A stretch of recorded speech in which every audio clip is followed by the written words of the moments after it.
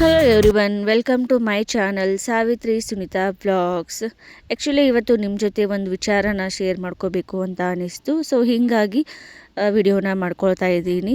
ಇವತ್ತು ಭಾಳ ದಿನ ಆದಮೇಲೆ ನೇಲ್ ಪಾಲಿಷನ್ನು ಹಾಕ್ಕೊಳತ್ತಿದ್ದೆ. ಸೊ ನೇಲ್ ಪಾಲಿಷ್ ಹಾಕೋಬೇಕಾದ್ರೆ ಒಂದು ವಿಚಾರ ನನ್ನ ತಲೆಯಲ್ಲಿ ಬಂತು. ಅದೇನು ಅಂತಂದರೆ, ಮದುವೆ ಆದಮೇಲೆ ಎಲ್ಲ ಹೆಣ್ಮಕ್ಳು ಪ್ರಯಾರಿಟೀಸು ಯಾವ ಥರ ಚೇಂಜ್ ಆಗುತ್ತೆ ಅಂತ ಹೇಳಿ.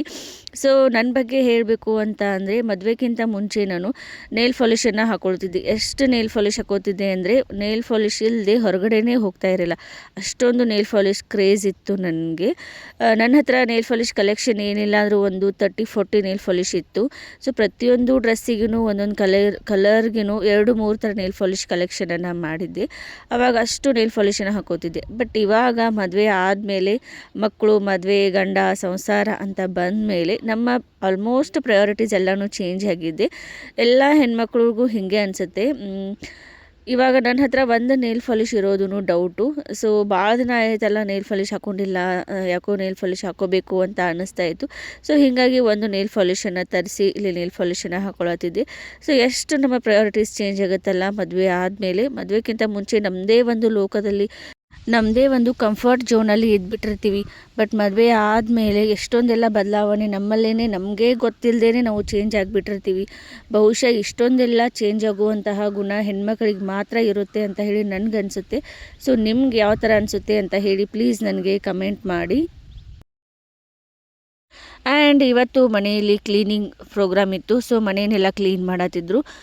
ಆಲ್ರೆಡಿ ಮನೆಯನ್ನೆಲ್ಲ ಕ್ಲೀನ್ ಮಾಡಿದರು. ಬಟ್ ಇವಾಗ ಹಾಸಿಗೆನ ತೊಳೆದು ಹಾಕುವಂಥ ಒಂದು ಪ್ರೋಗ್ರಾಮ್ ಇತ್ತು. ಸೊ ಎಲ್ಲ ಹಾಸಿಗೆನ ತೊಳೆದು ಹಾಕತ್ತಾರೆ ಮನೆಯಲ್ಲಿ. ನಮ್ಮ ಮನೆಯಲ್ಲಿ ನಮ್ಮದು ಜಾಯಿಂಟ್ ಫ್ಯಾಮ್ಲಿ ಇರೋದ್ರಿಂದ ಮನೆಯಲ್ಲಿ ಏನಿಲ್ಲ ಅಂದರೂ ಒಂದು 40-50 ಹಾಸಿಗೆ ಇದ್ದಾವೆ. ಸೊ ಅವನ್ನೆಲ್ಲನೂ ತೊಳೆದು ಹಾಕಬೇಕಾಗಿತ್ತು.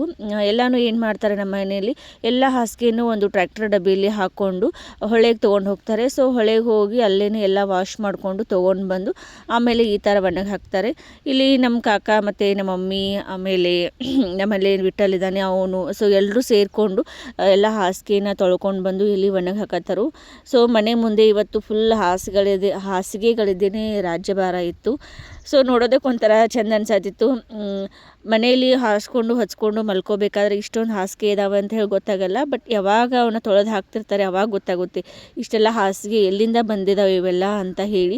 ನಮ್ಮ ಕಾಕ ಪ್ರತಿ ವರ್ಷವೂ ಬೈತಾರೆ. ಪ್ರತಿ ವರ್ಷ ಏನು ಹಾಸಿಗೆ ತೊಳಿತಿರ್ತಾರಲ್ಲ ಅವಾಗ ಪ್ರತಿ ವರ್ಷವೂ ಬೈತಾರೆ. ಮನೆ ತುಂಬ ಬರೀ ಹಾಸಿಗೆಗಳನ್ನೇ ಕಲೆಕ್ಷನ್ ಮಾಡ್ಕೊಂಡಿರಿ ಅಂತ ಹೇಳಿ ಬೈತಿರ್ತಾರೆ. ಮನೆಯಲ್ಲಿ ಕ್ಲೀನಿಂಗ್ ಪ್ರೊಸೆಸ್ ನಡೀತಾ ಇದೆ. ಅದರ ಜೊತೆಗೆ ರೊಟ್ಟಿ ಕಲೆಕ್ಷನ್ ಕೂಡ ನಡೀತಾ ಇದೆ. ಇವಾಗ ಇಷ್ಟೊಂದು ರೊಟ್ಟಿ ಎಲ್ಲ ಯಾಕೆ ಮಾಡಿಸ್ತಾ ಇದ್ದೀವಿ, ಇಷ್ಟೊಂದು ರೊಟ್ಟಿ ಎಲ್ಲ ಯಾಕೆ ತೊಗೊಂಡ್ಬಂದು ಮನೇಲಿ ಇಟ್ಟಿದ್ದೀವಿ ಅಂತ ಹೇಳಿದರೆ, ಮನೆಯಲ್ಲಿ ಒಂದು ಫಂಕ್ಷನ್ ಇದೆ. ಸೊ ರೀಸೆಂಟಾಗಿ ಒಂದು ಸದ್ಯದಲ್ಲೇ ನಮ್ಮ ಮನೆಯಲ್ಲಿ ಒಂದು ಫಂಕ್ಷನ್ ನಡೆಯೋದಿದೆ. ಸೊ ಅದ್ರ ಬಗ್ಗೆ ನಾನು ಡೀಟೇಲ್ಸನ್ನು ನೆಕ್ಸ್ಟ್ ಒಂದು ವಿಡಿಯೋದಲ್ಲಿ ನಿಮಗೆ ಅಪ್ಡೇಟ್ ಕೊಡ್ತೀನಿ. ಸೊ ಆ ಒಂದು ಫಂಕ್ಷನ್ ಸಲುವಾಗಿ ನಮ್ಮ ಮನೆಯಲ್ಲಿ ಇವಾಗ ಮನೆ ಕ್ಲೀನಿಂಗ್ ಆಯಿತು, ಆಮೇಲೆ ಹಾಸಿಗೆ ತೊಳೆಯೋದಾಯಿತು. ಅದ್ರ ಜೊತೆಗೆ ರೊಟ್ಟಿಯನ್ನು ಕೂಡ ಹೊರಗಡೆ ಮಾಡಿಸೋದು ಕೊಟ್ಟಿದ್ದರು. ಆಮೇಲೆ ನಮ್ಮ ಮನೆಯಲ್ಲಿನೂ ಕೂಡ ಒಂದು ಸ್ವಲ್ಪ ರೊಟ್ಟಿಯನ್ನು ಮಾಡಿದರು. ಸೊ ಎಲ್ಲ ರೊಟ್ಟಿಯನ್ನು ಏನು ಕೊಟ್ಟಿದ್ದಾರೋ ಅವನ್ನೆಲ್ಲನೂ ನಮ್ಮಮ್ಮ ಮತ್ತು ನಮ್ಮ ಕಾಕು ಇಬ್ಬರು ಸೇರಿಕೊಂಡು ಈ ಥರ ಒಂದು ಚೀಲದಲ್ಲಿ ಕಟ್ಟಿ ಇಡಾತರು. ಸೊ ನಮ್ಮ ಕಡೆ ಉತ್ತರ ಕರ್ನಾಟಕದ ಕಡೆ ಏನೇ ಒಂದು ಫಂಕ್ಷನ್ ಇದ್ರೂ ಮೊದಲಿಗೆ ರೊಟ್ಟಿ ಕಲೆಕ್ಷನನ್ನೇ ಮಾಡ್ತಾರೆ. ಅಂದರೆ ಒಂದು ಫಂಕ್ಷನ್ ಇದ್ದರೆ 2-3 ದಿನ ನಡೆಯುತ್ತಲ್ಲ. ಸೊ ಯಾರಾದರೂ ಮನೆಗೆ ಬರೋರು ಹೋಗೋರು ಇರ್ತಾರೆ, ಗೆಸ್ಟ್ ಎಲ್ಲ ಬರ್ತಿರ್ತಾರೆ, ಸೊ ಓಡಾಡೋರು ಇರ್ತಾರೆ. ಸೊ ಅವ್ರಿಗೆಲ್ಲರಿಗೂ ರೊಟ್ಟಿ ಬೇಕು. ಸೊ ಹೀಗಾಗಿ ಇಲ್ಲಿ ಮೊದಲಿಗೆ ಫಂಕ್ಷನ್ ಅಂತ ಅಂದರೆ ಅವ್ರ ತಲೆಯಲ್ಲಿ ಬರೋದನ್ನೇ ರೊಟ್ಟಿ ಕಲೆಕ್ಷನ್ ಮಾಡೋದು.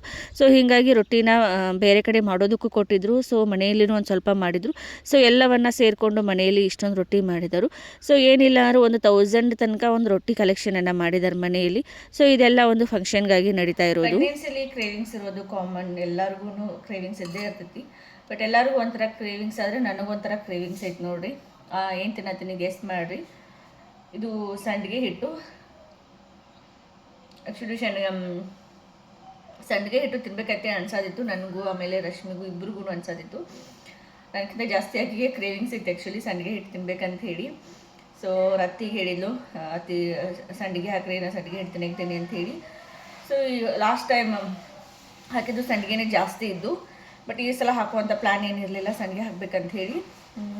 ಆದ್ರೂ ಸಂಡಿಗೆ ಹಿಟ್ಟು ತಿನ್ನೋ ಸಲುವಾಗಿ ಸಂಡಿಗೆ ಹಿಟ್ಟನ್ನು ಮಾಡ್ಕೊಂಡಿವಿ ಮನೆಯಲ್ಲಿ.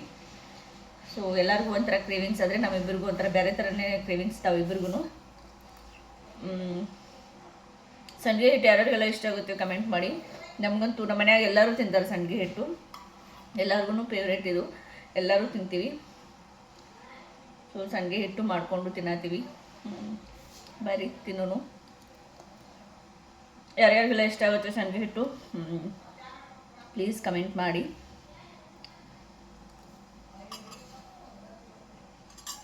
ನಮ್ಮ ಕಾಕ ಇಲ್ಲಿ ನಮಗೋಸ್ಕರ ಎಳ್ನೀರನ್ನು ತಂದಿಟ್ಟರು. ನನಗೆ ರಶ್ಮಿಗೆ ಇಬ್ಬರು ಪ್ರೆಗ್ನೆಂಟ್ ಇದ್ದೀವಲ್ಲ, ಸೊ ನಮ್ಮಿಬ್ರಿಗೂ ಎಳ್ನೀರು ಬೇಕು. ಹೀಗಾಗಿ ನಮ್ಮ ಹೊಲದಲ್ಲಿನೇ ಬೆಳೆದಿರುವಂಥ ಎಳ್ನೀರನ್ನು ತೊಗೊಂಡು ಬಂದಿಟ್ಟರು. ಸೊ ಅವರು ಒಂದು ವಾರಕ್ಕೆ ಆಗುವಷ್ಟು ಎಳ್ನೀರನ್ನು ತಂದಿಟ್ಟಿರ್ತಾರೆ. ಸೊ ಡೈಲಿ ಇಬ್ಬರು ಕುಡಿತೀವಿ. ಮಾರ್ನಿಂಗ್ ಟೈಮಲ್ಲಿ ಆಲ್ಟರ್ನೇಟ್ ಡೇ ಕುಡಿರ್ತೀವಿ, ಅಂದರೆ ಒನ್ ಡೇ ಬಿಟ್ಟು ಒನ್ ಡೇ ಇಬ್ಬರು ಎಳ್ನೀರನ್ನು ಕುಡಿತೀವಿ. ಸೊ ಹೀಗಾಗಿ ಎಳ್ನೀರನ್ನು ತಂದಿಟ್ಟರು. ಇಲ್ಲಿ ನನ್ನ ಮಗ ಆಮೇಲೆ ನಿಹಾಲ್ ಇಬ್ಬರು ಸೇರಿಕೊಂಡು ಇಲ್ಲಿ ಎಳ್ನೀರಿಗೆ ಜಗಾಡತ್ತಾರು. ಸೊ ನನ್ನ ಮಗಂಗಂತೂ ನಿಹಾಲ್ ಏನು ಮಾಡ್ತಾನೆ ಅದೇ ಬೇಕಾಗುತ್ತೆ ಅವನಿಗೆ. ಪಾಪ ನಿಹಾಲ್ ಎಳ್ನೀರು ಕುಡಿಬೇಕಾದ್ರೆ ತನಗೂ ಬೇಕು ಅಂತ ಅಂದ. ಬಟ್ ನಿಹಾಲ್ ಅವನಿಗೆ ಒಂದು ಸ್ವಲ್ಪ ಕುಡಿಸಿದ. ಸೊ ಡೈಲಿ ಇದೇ ಅವರಿಬ್ಬರು ಜಗಳ ಬಿಡಿಸೋದ್ರಲ್ಲೇ ನನಗೆ ಸಾಕಾಗಿ ಹೋಗುತ್ತೆ. ಆಮೇಲೆ ಈವ್ನಿಂಗ್ ಟೈಮಲ್ಲಿ ಪ್ರದಿತ್ಯನ್ಗೆ ಅಂತ ಹೇಳಿ ಒಂದು ಮಿಲ್ಕ್ ಮಿಕ್ಸನ್ನು ರೆಡಿ ಮಾಡತ್ತಿದ್ದೆ. ಆ್ಯಕ್ಚುಲಿ ಇದನ್ನ ನಾನು ಯೂಟ್ಯೂಬಲ್ಲಿ ನೋಡ್ಕೊಂಡಿದ್ದೆ. ಸೊ ಅದನ್ನ ನೋಡಿ ಅವನ ಸಲುವಾಗಿ ಒಂದು ಮಿಲ್ಕ್ ಮಿಕ್ಸನ್ನು ರೆಡಿ ಮಾಡತ್ತೀನಿ. ಪ್ರದಿತ್ಯ ಇವಾಗ ಹಾಲು ಕುಡಿತಾನೆ, ಅಂದರೆ ಹೊರಗಿನ ಹಾಲನ್ನು ಅವನಿಗೆ ಕುಡಿಸ್ತಾ ಇದ್ದೀನಿ. ಸೊ ಹಾಲಲ್ಲಿ ಹಾಕೋದಕ್ಕೆ ಒಂದು ಏನಾದರೂ ಪೌಡ್ರ್ ಬೇಕಾಗಿತ್ತು ನನಗೆ. ಯಾರನ್ನಾದರೂ ಕೇಳಿದರೆ ಏನು ಹೇಳ್ತಾರೆ, ಬೂಸ್ಟು ಅಥವಾ ಕಾಂಪ್ಲೇನು ಅಥವಾ ಬೋರ್ನ್ವಿಟಾ ಹಾಕು ಅವ್ನು ಕುಡಿತಾನೆ ಅಂತ ಹೇಳ್ತಾರೆ. ಬಟ್ ನಾ ಇನ್ನೂ ಅವನಿಗೆ ಹೊರಗಿಂದು ಅಷ್ಟೊಂದೆಲ್ಲ ಕೊಡಲ್ಲ. ಆಲ್ಮೋಸ್ಟ್ ಅವಾಯ್ಡ್ ಮಾಡ್ತೀನಿ ಅವನಿಗೆ ಹೊರಗಿನ ಕೊಡೋದು. ಅವನಿಗೆ ಹಾಲಲ್ಲಿ ಹಾಕುವಂಥ ಪೌಡ್ರ್ ಬೇಕಾಗಿತ್ತು ನನಗೆ. ಸೊ ಹೀಗಾಗಿ ಯೂಟ್ಯೂಬಲ್ಲಿ ಚೆಕ್ ಮಾಡಿದೆ ಏನಾದರೂ ಸಜೆಷನ್ ಸಿಗ್ಬೋದು ಅಂತ ಹೇಳಿ. ಸೊ ಯೂಟ್ಯೂಬಲ್ಲಿ ನಾನು ಇದೊಂದು ರೆಸಿಪಿನ ನೋಡಿದೆ, ನನಗೆ ಇಷ್ಟ ಆಯಿತು. ಆಮೇಲೆ ಮಾಡೋದು ಕೂಡ ತುಂಬಾ ಈಸಿ ಇತ್ತು. ಮನೆಯಲ್ಲೇ ಇರುವಂಥ ಇಂಗ್ರೀಡಿಯೆಂಟ್ಸನ್ನು ಬಳಸ್ಕೊಂಡು ಆರಾಮಾಗಿ ಮನೆಯಲ್ಲೇ ಮಾಡ್ಬೋದು. ಬಟ್ ಅವರು ಹೇಳಿರುವಂಥ ಆಲ್ಮೋಸ್ಟ್ ಇಂಗ್ರೀಡಿಯೆಂಟ್ಸ್ ನನ್ನ ಹತ್ರ ಇರಲಿಲ್ಲ. ನನ್ನ ಹತ್ರ ಇರುವಂಥ ಕೆಲವೊಂದು ಪದಾರ್ಥಗಳನ್ನು ಬಳಸ್ಕೊಂಡು ನಾನಿಲ್ಲಿ ಇದನ್ನ ಮಾಡ್ತಾಯಿದ್ದೀನಿ.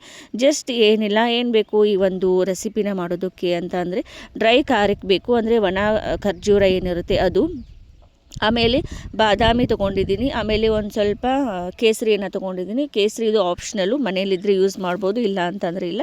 ನಮ್ಮ ಮನೆಯಲ್ಲಿ ಇತ್ತು, ಸೊ ಅದನ್ನ ಯೂಸ್ ಮಾಡ್ಕೊಂಡಿದ್ದೀನಿ. ಆಮೇಲೆ ಫ್ಲೇವರ್ ಸಲುವಾಗಿ ಅಂತ ಹೇಳಿ ಒಂದು 4 ಏಲಕ್ಕಿನ ತೊಗೊಂಡಿದ್ದೀನಿ. ಇಲ್ಲಿ ನಾವು ಯಾವ ಥರ ಮಾಡಬೇಕು ಅಂದರೆ, ನಾನು ಬಾದಾಮಿನ ಒಂದು 10-15 ಬಾದಾಮಿನ ತೊಗೊಂಡಿದ್ದೀನಿ. ತೊಗೊಂಡು ನೆನೆಸಿದ್ದೆ, ರಾತ್ರಿ ಇಡೀ ನೆನೆಸಿ ಮಾರ್ನಿಂಗ್ ಟೈಮಲ್ಲಿ ಸಿಪ್ಪೆ ತೆಗೆದು ಅದನ್ನು ನೆರಳಲ್ಲಿ ಒಂದು ಸ್ವಲ್ಪ ಒಣಗಿಸಬೇಕು. ಅದಾದಮೇಲೆ ಒಂದು ಕಬ್ಬಿಣದ ಕಡಾಯಿಯಲ್ಲಿ ಒಂದು ಸ್ವಲ್ಪ ಅದನ್ನು ಫ್ರೈ ಮಾಡ್ಕೊಳ್ಬೇಕು.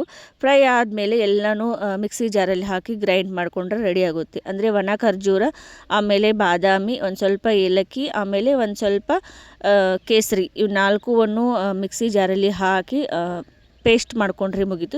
ಅದನ್ನು ಪೌಡ್ರ್ ಥರ ಮಾಡ್ಕೊಂಡ್ರೆ ಮುಗೀತು. ಒಂದು ಗ್ಲಾಸಿನ ಕಂಟೈನರಲ್ಲಿ ಹಾಕಿ ಇಟ್ಕೊಂಡ್ರೆ ಮುಗೀತು. ಇದನ್ನು ಒಂದು 15 ದಿನ ಯೂಸ್ ಮಾಡ್ಬೋದು. ಸೊ ನಾನು ಜಸ್ಟ್ ಒಂದು 4-5 ದಿನ ಯೂಸ್ ಆಗುವಷ್ಟು ನಾನು ಮಾಡ್ಕೊಂಡಿದ್ದೀನಿ. ಅಂದರೆ ಪ್ರಯುಕ್ತ ಕುಡಿತಾನೋ ಇಲ್ಲೋ ನನಗೆ ಡೌಟ್ ಇದೆ. ಸೊ ಹೀಗಾಗಿ ಒಂದು ಸ್ವಲ್ಪನೇ ಮಾಡ್ಕೊಂಡಿದ್ದೆ. ಅವನು ಇಷ್ಟಪಟ್ಟು ಕುಡಿಯೋದಕ್ಕೆ ಸ್ಟಾರ್ಟ್ ಮಾಡಿದರೆ ಒಂದು 15 ಡೇಸ್ ಆಗುವಷ್ಟು ನಾನು ಮಾಡ್ಕೋಬೇಕು ಅಂತ ಹೇಳಿ ಅಂದ್ಕೊಂಡಿದ್ದೀನಿ. ಸೊ ಇದಾಗಿತ್ತು ನನ್ನ ಒಂದು vlog. Thank you so much for watching my YouTube channel. Thank you.